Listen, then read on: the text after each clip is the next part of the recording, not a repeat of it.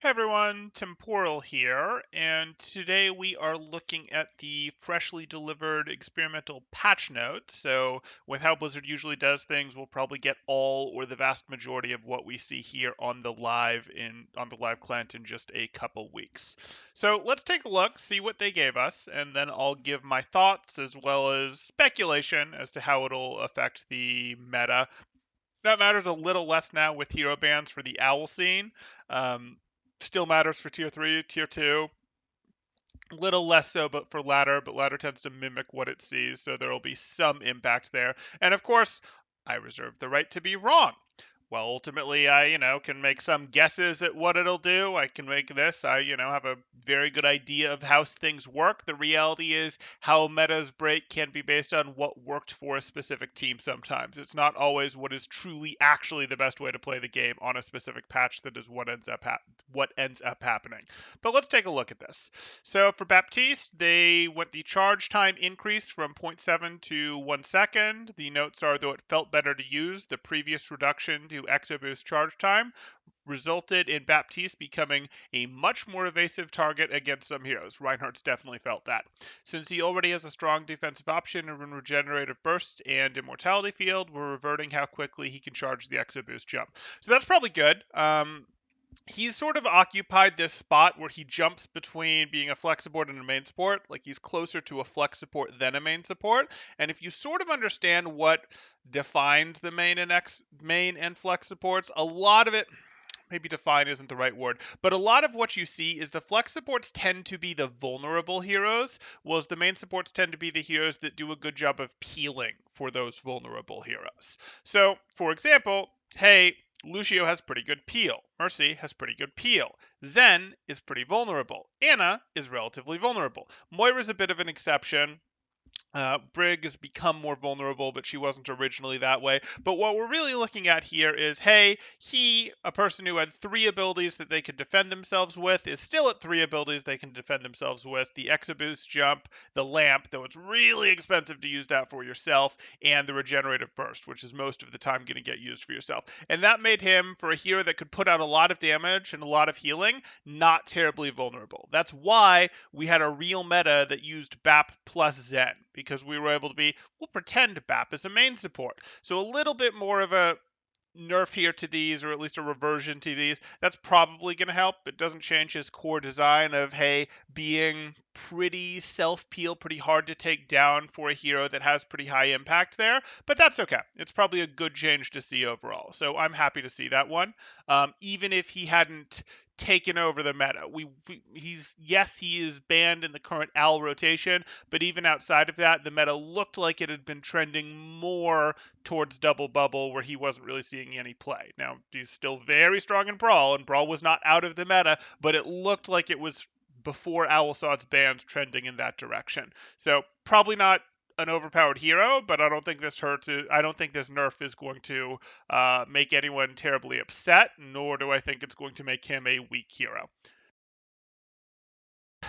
Okay, finally a Mccree nerf. Now, Mccree was not over the top crazy like some people think. Mccree didn't even become meta until the previous meta before he was in got nerfed, where Tracer got nerfed, we saw Sigma got nerfed, we saw Ball got nerfed, we saw Zen got nerfed, like a bunch of Echo got nerfed, we saw a bunch of Ashe got nerfed, we saw a bunch of heroes got nerfed in the previous late 2020 meta before Mccree really found his way into the meta, and he'd had some of his buffs that got him to the state he's in while those guys were in the meta. Now, it's possibly should have been meta and just wasn't experimented with enough, but the likely takeaway is that while he's more powerful than much of the cast right now, at least before this experimental patch, he isn't wildly more powerful than the cast, and that's why he didn't force his way into the meta early, effectively. Other nerfs had to happen for him to come in. That said, we are looking at reload time increase from 1.2 to 1.5 seconds. So all of those people that I've been reviewing, because this is a pet peeve of mine on Mccree, that just do the, hey, let me reload, I used 3 shots, let me reload because I went behind cover for an absolute instant. Like there was no enemy on my screen for an absolute instant. It's going to be even more punishing if you're not doing it right. So all you guys that are out there that are watchers of this channel that I've been like, get your reloads right, do your reloads when you you don't have anyone on your screen and you don't expect there to be anyone on your screen for the next second and a half or so, it's going to be even more rewarding if you're doing it right now, and it's going to be more punishing if you're doing it wrong and just, oh, I got an elimination, it's time to reload. Oh, someone left my screen, it's time to reload. But if you turn to the right, there'd be someone else there for you to shoot at. Like, this is going to be even more important now, which I like. Good change. Then we have combat roll, distance reduced by 20%. I think this is good too, honestly. I look at this and go, combat roll, I would have preferred to increase combat rule's cooldown, but combat rule, I think a distance nerf here is good because combat rule really is two things. It's a reload for sustain, and it's also movement. And it's also a short cooldown. And having it be a short cooldown that does both of these things on a hero that was kind of designed around not really having very good movement, it helps to reduce the movement distance on that. Like, his design philosophy was always supposed to be that his movement wasn't very good. That's part of why he has the stun. That's part of why roll on release felt like a bit of a lackluster ability. It kind of has to be a bit of a lackluster ability. The better part of the roll should, in my opinion, be the reload, and reducing the distance makes that more true. So I'm hopeful that these will help. This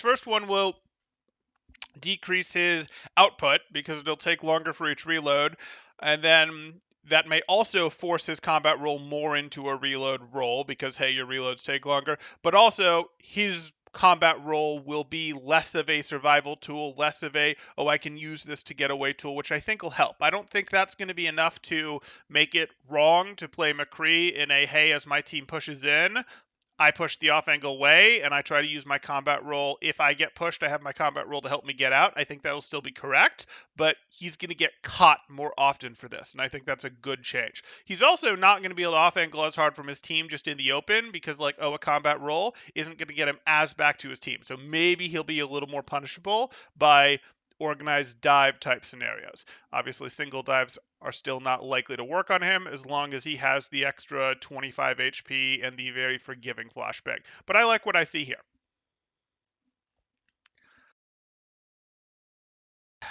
What was our description on it? Much of Mccree's recent success can be attributed to his increased maximum health, and we think that aspect is working well to help solidify a close to mid-range role for him.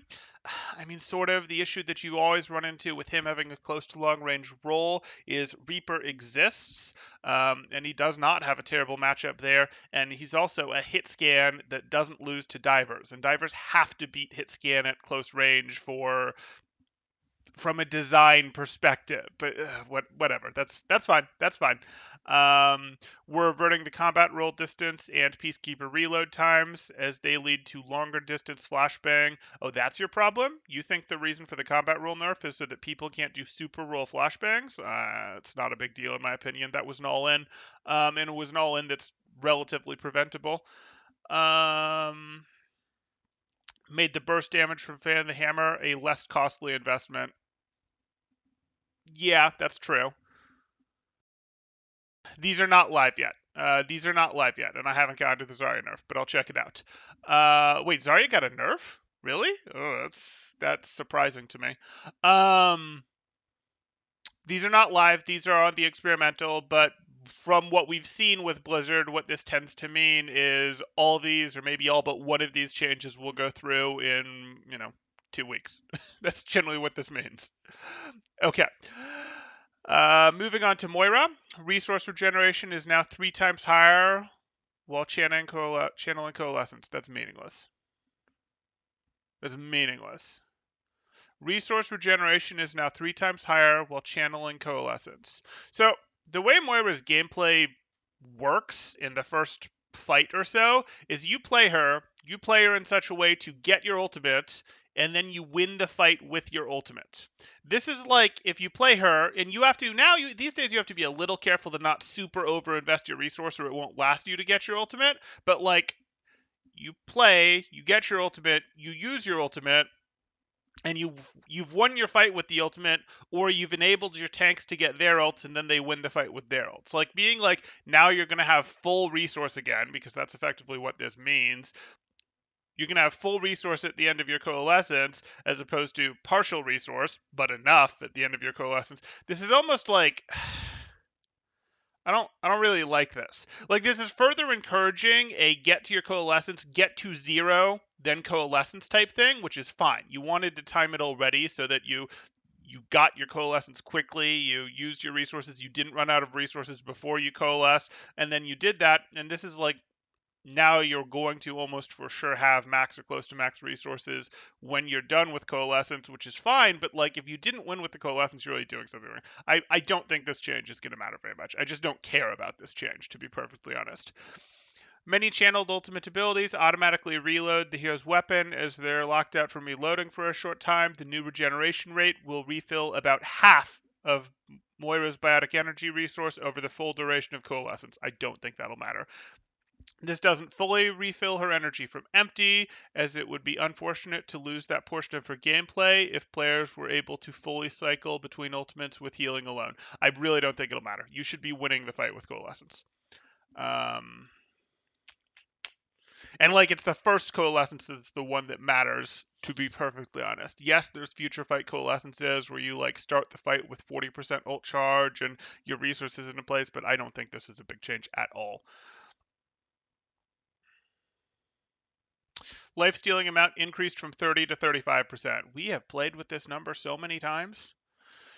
This adjustment brings Reaper's self-healing with his Hellfire shotguns back to about where it was before the recent weapon tuning changes. Okay. I don't think that's going to matter very much. Yeah. Okay. Particle Cannon for Zarya. Beam damage now scales from 75 to 170 damage per second, down from 95 to 170. Really? So at the high end, it's a minor nerf, but it's low energy. At 0 energy, we're gonna make her do even less damage. Zarya's not oppressive. Like, Zarya is not remotely oppressive. She's in double bubble, but I was never fully convinced that that would hold. Like, if this meta had gone on forever without patches or without bans, I'm not convinced that Zarya was going to stay as Winston's partner. And if Zarya doesn't stay as Winston's partner, and you can already see this because now that we're in Overwatch League out of Double Bubble because of bans, and Zarya is not someone who's been banned, you're seeing a lot of Winston Diva. Like it's takes some very specific things for Zarya to be a better partner for Winston than Diva. It takes some very specific scenarios. Um, and Zarya is almost never a better partner for Reinhardt than Diva is.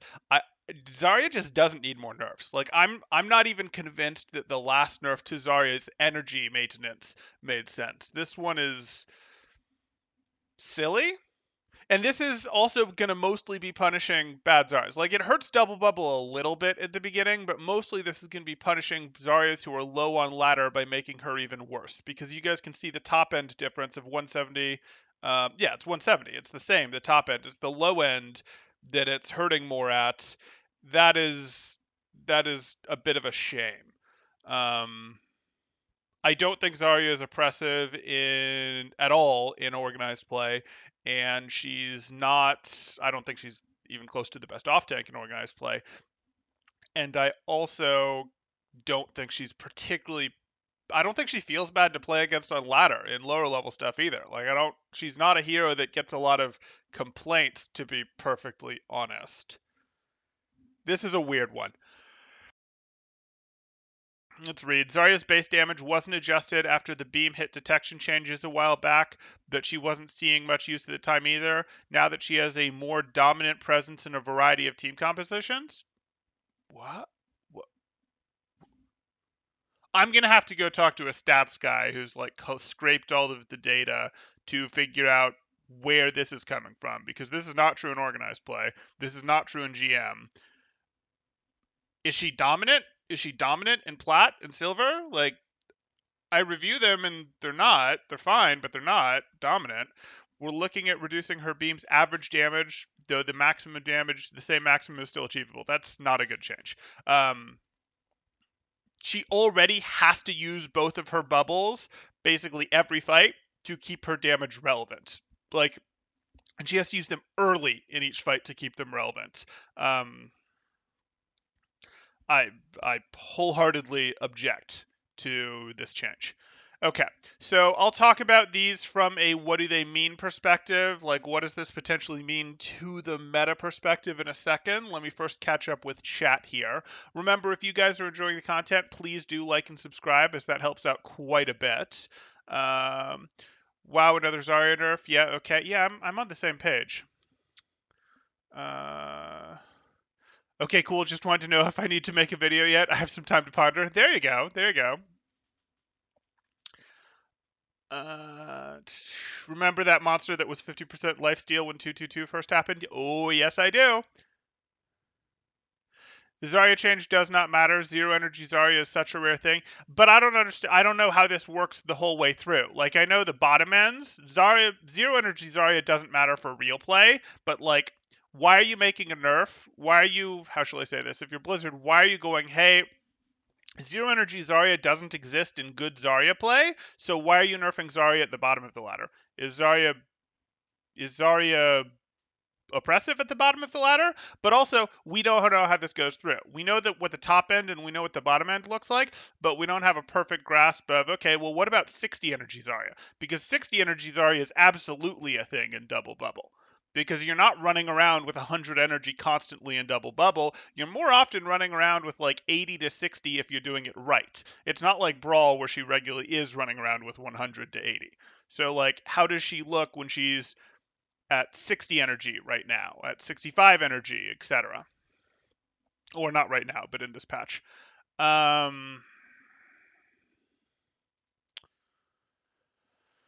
Why does damage need to be nerfed after hit detection changes? Shouldn't hit detection always work anyways? Was the balance around randomly hits not being registered? I mean, yeah, they were balancing around how much damage she was actually doing. Changes the slope of her charge, exactly. Probably. She got energy drain nerf 2 patches ago. High energy is rare, not low energy. It's not that high energy is rare. You can still very much get to 100 energy on her, especially if you're playing her in Brawl, though that's not preferred in organized play. It still happens in ladder. But you have to work to get back to it every single fight now. You have to like be like, nope, we're working to get back to it, which means you have to be looking to use those bubbles pretty darn early every fight, etc. You can't really, it gives you less flexibility in holding them when you're already high energy for May freezes, for things like that. But that's okay. I don't think this was a good change. Maybe they're balancing Zarya around low SR, but is she good in low SR? Like, I'm not convinced that she's particularly powerful in low SR. Are they trying to force people off of her and onto main tanks? Like, what's the plan here?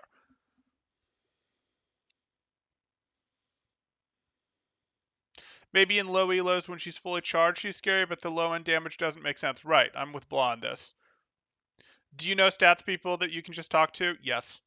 Temporal has a network of fellow scarfs. Some are internal to Blizzard. My guess is that they did this to make the slope less steep for her charge. Maybe that's what's going on. They could just make it exponential instead of a linear slope, though. Yeah. Right, exactly. I agree, Cognix. Low SR always loves Zarya, fan favorite. Okay. Okay, so now let's look at this from a what does it do to the meta? And the thing is, the first thing we have to understand is what is the meta, and not the Overwatch League meta, though that might be relevant because that has bans right now, but the tier 2 meta would be the best representation, or the Overwatch League meta before this. And the three comps that we were really seeing was Brawl, and Brawl was made up of, so we have Brawl, I'm just going to put a B here, and that was made up of Reinhardt, D.Va, Mccree, May, Bap, and Lucio. Okay, fine. We also had Double Bubble, which was made up of Winston, Zarya, Anna, Brig, and some combination in here. It would usually be something like Echo, Tracer, McCree, Sombra, Hanzo. Some combination of these heroes in these two slots. And then we would have what I'm just going to call it's really an evolution of hybrid, but I just call it the Ball Zen comp, which would be Ball, Hammond, Zen, Brig. Sometimes this would be a Mercy, but more often this was being a Brig. And then we would usually get much the same thing here, where it would be we would get ourselves. Sometimes you'd get a Diva here, sometimes you'd get a Sigma here. But really, you would then get similar stuff here. So it's messy doing exactly what this comp is. That's why I call it the Ball Zen comp. But it was Ball Zen was sort of the core of what you saw of the comp. Like the core of Double Bubble is the Winston Zarya and a Brig. So these were sort of the three comps. And if we look at what's been impacted on these comps, well, Bap has seen a nerf, but really not a meaningful one. Mccree has seen a nerf that probably actually matters. And Zarya has seen a nerf to her low end damage, but probably also to her medium end damage as a result. And a nerf to her medium end damage matters for Double Bubble. And Double Bubble was already, I think, her spot in Double Bubble, and therefore Double Bubble itself, may have been a little flimsy. I know teams are moving away from Brawl and towards Double Bubble. I think that has a lot to do in Owl with teams being, how shall I say, primarily made up of Korean, and Korea was playing Double Bubble on their ladder. That's what they want to scrim, etc. We saw things like American Tornado before the Overwatch League season was like, oh, we're playing Double Bubble against the Owl teams. And then they came into contenders and got slapped, and they had to go play Brawl. And then we saw them start to move towards Double Bubble again.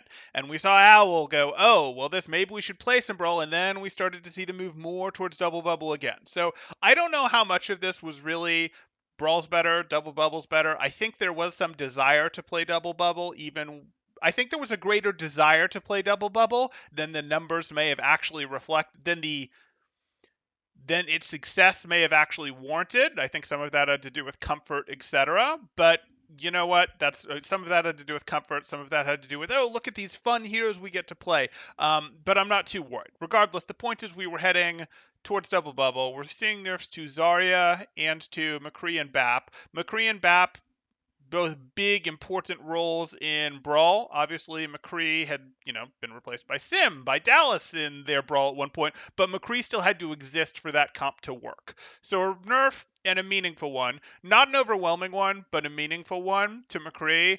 A nerf that just doesn't matter to Bap. And a nerf to Zarya. So that hits two of the comps. That does hit two of the comps. And where does that send us? Probably more into a Double Bubble type range or a dive type range. It's possible we enter something that's a little more real poke, but I suspect that this nerf to Mccree is probably enough to make Brawl less desirable. Between Ryan's already been nerfed, Bap's Lamp has already been nerfed, Mccree now sees a nerf here that is a meaningful nerf. Probably is enough to get rid of it. Playing it isn't going to be a throw, but this is probably enough to mostly get rid of it and bring us somewhere else. So it's probably not this anymore. Nope. Probably not this anymore. This doesn't matter. This doesn't matter. And then I don't know. I don't know if this is going to make any difference, but I feel like if you're at 60 energy, this is going to make a difference. And I feel like this was a little flimsy in the first place, and we knew it, and that's why we're seeing this last weekend on these new, with the bans, we're seeing more Winston Diva, even though Zarya isn't banned. I feel like this is probably enough to lead people back to, you know what, we're going to play a more standard dive with Winston Diva. Again, this is not a strong call on my part. I totally reserve the right to be wrong. I probably am wrong because predicting metas, again, doesn't just have to do with what is actually the most effective. It has to do with where are people in time, what do people experiment with and find first, what team jumps ahead with what they're doing because of the skill of their particular players, and then everyone mimics it. So I could predict the most perfect, correct meta in the world, but it might not ever actually come simply because chance didn't land it that way, even if mathematically it was the right thing to play from a true optimization standpoint. Okay. So that probably brings us into the And then he, oh, that was the wrong, oh, that was, sorry, I crossed out the wrong thing. Let's see if I can control Z that. Maybe. There we go. So it's double bubble that I wanted to lightly cross out here with my slightly larger cross out here. And then again, that's not supposed to be ball. Sorry, that's double bubble. This is ball Zen. That's what it was. Okay, the Z was throwing me off.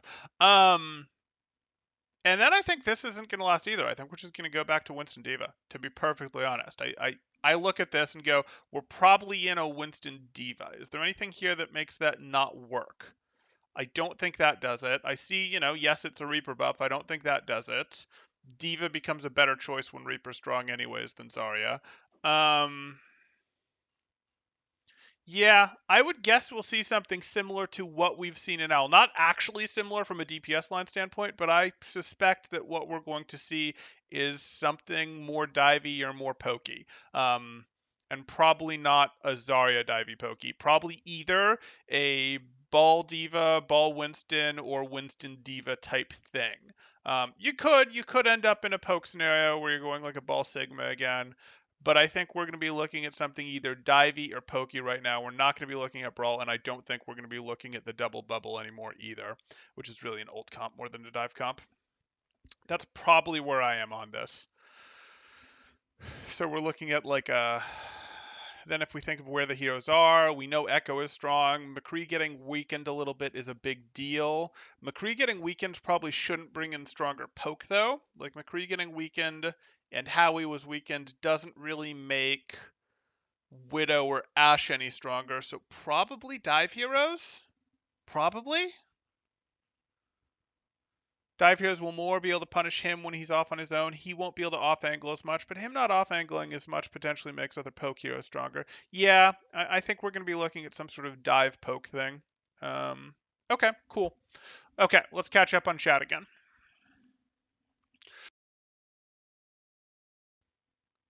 Okay. Those are not the these are not the Mccree nerfs we needed, but the ones we deserve. They work. They work. They're not the ones I would have targeted necessarily, but I think they're perfectly reasonable ones. I think they just called this a reversion, so it must have been 1.5 before, right? Mm, we're reverting the combat roll distance and Peacekeeper reload time, so I think it was 1.5 before. Fan the Hammer shot should do 45 instead of 50. I don't know, because if you make Fan the Hammer too weak, it just stops being an ability. Like it's that simple. If you make Fan the Hammer too weak per bullet, it just stops being a useful ability.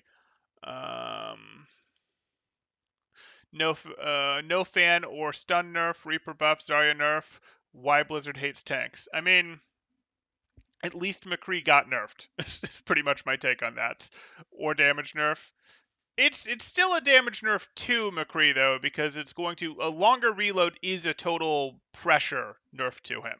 And this roll distance is actually decreases his ability to survive, makes it more dangerous for him to take off angles, which is also either a pressure nerf or a his survivability nerf. Combination of both, really. Uh, it's about 25% less damage at 0 energy, so we can assume it's about 12.5% less damage at energy higher than 50%. That makes sense. With 15 faster energy drain, looks oof. Yeah. Still has flash and roll. That's true. Can't delete tanks anymore. I hope so.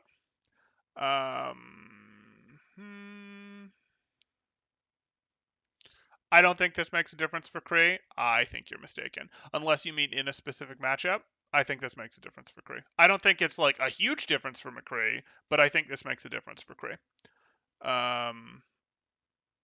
Like this will be felt in terms of his impact on matches. It's not like he's going to be a trash can character now, but this impact will be felt. If you look at the stats of how much damage he's going to do in matches, it's going to go down. If you look at his pick rate, I think it's going to go down. Roll distance is whatever. Reload is slight annoyance. Uh, roll distance is not totally whatever, man. Like, reducing his distance so that his roll doesn't really get him away when he's been solo dove, or, when he's been dove by people, so it doesn't get him his back, so he retreats from his angles more slowly. That's going to matter. Like, we talk about the power of off angling with Mccree, and part of what's made Mccree so good at off angling is he can get back pretty quick with that roll. Between a low cooldown and decent movement on it, like, the movement is decent now. The movement of, like, roll is like, hey, we're keeping up with Genji dashes. Like, it's silly. When you go roll, flash, etc. This will hurt a little. Yeah, you can still do E fan, roll fan, deleted tank. Sure. Doesn't Brig still shut down Winston Diva? Yeah. Brig does still shut down Winston Diva. And I mean, like, I think what you're saying is Winston Diva can't be run together if she shuts them down, but I don't think that's true, because what you run into is, okay, you're bringing Brig, and we're going to bring poke heroes. Like, if you bring Brig, we bring poke heroes. We're back to that equation, that math, etc. Where it's like, okay, you're going to bring Brig, but we're bringing our Ash Mercy, or we're bringing our Echo, or we're bringing our Echo Brig, etc. Where there's enough pressure, and you bring that Brig, she doesn't have a ton of ranged presence. You could be right, though. We might be looking at Ball Sigma for that reason. I don't think we'll be looking at the Zarya, but maybe. But I don't think Ball is particularly strong right now, and I think Winston, people are going to want to continue to use Winston with his extra armor, because none of the tanks feel particularly strong right now, but Winston probably feels the best with that armor that he has. Why all the MS Paint gibberish? Because I was talking through comps. We were talking through the comps that got played, and how these things, the comps that got played in the last stage of L and contenders, and how these changes potentially push some of them out and favor others, as well as where it could lead us. That's a fairly large Mccree Nerf they've done. It's a moderate sized Mccree Nerf, yeah. Yeah, it's meaningful. I don't think it's like absolutely huge, but I think it's the biggest change. It is the biggest change on here. Like, I'd call this a fairly moderate sized nerf, and I'd call the rest of this stuff pretty minor. This is just weird. This is probably the second biggest one here, but it's just weird, this change on Zarya. 25% longer reloads is not nothing. Uh,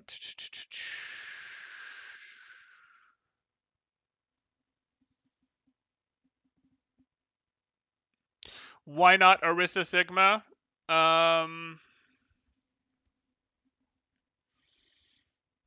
We could see poke comps. We could see poke comps, but the thing about poke comps is, what changed that allows poke comps to be more successful right now? Like, Mccree already, in the current patch, Mccree already loses to Widow, Ashe, etc. And we're not seeing poke comps take over. And are poke comps being held back by the existence of Double Bubble, Winston Zarya? Not really. That's not really what's doing it. So we haven't really seen any change here that further enables poke comps. So if poke comps aren't currently being played, why are they going to be played now? Are poke comps going to be played because, hey, we saw Bap and Mccree nerfs, and now with Bap and Mccree nerfs, Brawl just isn't strong enough? No, that's not really going to do it. Like, poke comps make sense when poke is strong or when Brawl is strong, and we've seen a nerf to Brawl, and that doesn't really make sense. That, if anything, makes Dive stronger. I don't see a good reason for Poke to fully come in here. Poke could come in. Poke has probably been a bit undersold in general, and that's why the Ball Zen comp has been seeing success. Yeah.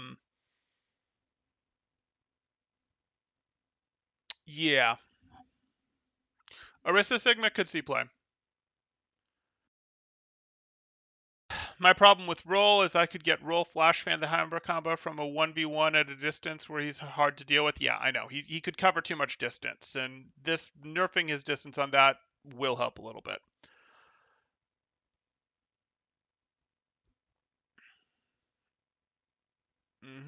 If it's a squishy, he doesn't even need to roll.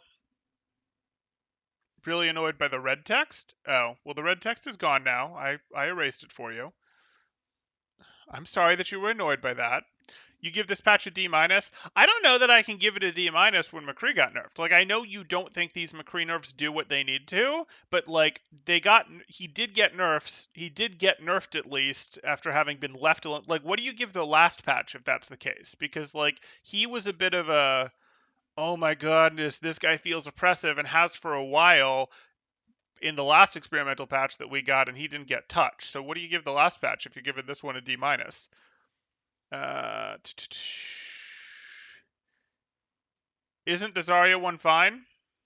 No, and we talked this through. Like, it's adjusting her low end damage and perhaps her mid end damage, and there's just not a great reason to do that. She's not, as far as I know, she's not oppressive at the bottom of the ladder, and adjusting her low end damage to make her weaker at the low end is really only hurting her at the bottom of the ladder. She just doesn't spend time at 0 energy.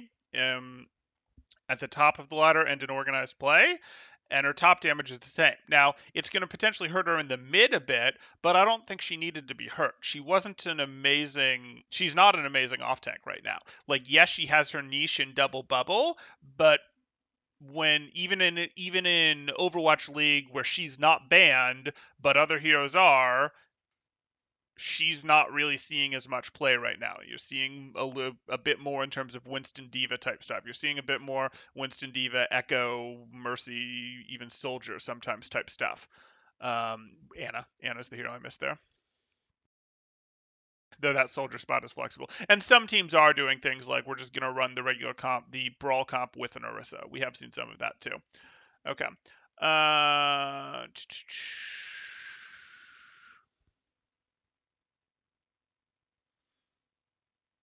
Why aren't Orisa Sigma being played right now, even before this new experimental patch? Well, I think the team that we reviewed over the weekend was playing Orisa. They played Orisa Brawl, right? So there was some Orisa there. So that's one thing that we would say. In terms of why aren't they being played right now, my probably has to do with the weakness in general of they probably should be playing more than they are. I'm not sure that Orisa Sigma specifically should be playing, but we should probably be seeing a little more poke play in general. People probably just haven't gone back hard enough to Sigma yet, or it may be a case of Sigma isn't holding divers back well enough. Sigma's ability to duel divers really helped that comp to sort of exist. He could sort of be somewhere on his own and not just get dunked on by a lone diver while that was trying to contest him. That's a little harder with the shield changes, even though they've been partially reverted. That's a little harder with the shield changes. Um, I think we probably should be seeing more of that than we were, and we might see a little bit more in terms of pure poke play. But most of the way that poke has evolved has been Ball Zen in the current meta, and that's a perfectly fine way to play poke. Like, that's a perfectly fine way to play poke. There's not any real problem with that, and Orisa, doesn't have her super halt anymore. Is there probably a little more sleeper power there, especially after the 2-second 2-second buff, so she can use her halt more often? Yeah, probably worth seeing using her a little more often than she is being used right now, but it's just not where the teams have gotten to. Part of what you run into is teams are meta resistant or teams are sticky. Metas are sticky, where you can go, hey, we nerfed something, but if like your old meta is meta A and your new meta is meta B, and you go, hey, meta A is here, this is how powerful meta A is, and this is how powerful meta B is, meta A may still be played for quite a while because the teams are already trained and practiced on meta A, and it's going to take a time investment to get good at meta B. On the other hand, if meta A is here and meta B is here, teams will, as soon as they find it, jump, and it'll immediately be obvious, even with them playing meta A better, it'll be obvious that no, meta B gets them better results. If meta B is only a little bit better, teams are mostly going to play things that they're comfortable with. This is why metas are sticky. If you want to go watch the collab I did with Spylo a few months ago, we talk about this, where players are hesitant in teams because they're, it's organized play. Things are on the line, be that prize money, be that spots in contenders, be that clout, whatever is on the line. So like they want to do what works well. It's only teams who have nothing to lose or teams who are just getting crushed currently, so really teams with nothing to lose, that get to hard experiment. So if you're experimenting, and every team will do a little bit of experimenting after a patch, but if the difference between two comps is like this comp will usually stick around for a while. Whereas if they're more like this, they'll immediately go here because they can see that even when they play it poorly, it's more successful or almost as successful as the comp that they were playing well on the old thing. So that affects the migration speed. That's probably the real answer to why aren't we seeing a little bit more in terms of Arista Sigma or more serious poke comps as opposed to poke dive hybrids. Though we are seeing, though poke dive hybrids are perfectly fine. Poke dive hybrid might be the best thing to be playing right now. Balance changes are fun. They spice up the game and give stuff to debate. They do give stuff to debate. What was the last patch?